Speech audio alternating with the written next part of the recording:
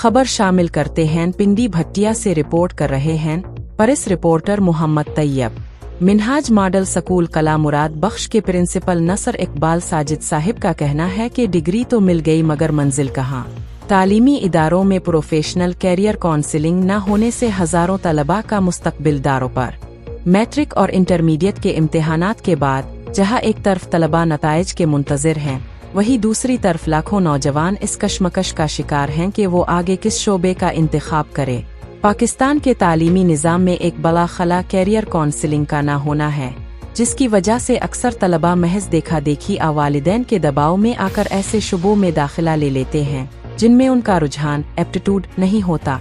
उनका मजीद कहना था कि सिर्फ मेडिकल और इंजीनियरिंग ही मंजिल नहीं, बल्कि जदीद दौर में IT, social media marketing, data science और आर्ट्स जैसे 20 नए शोबे मौजूद हैं।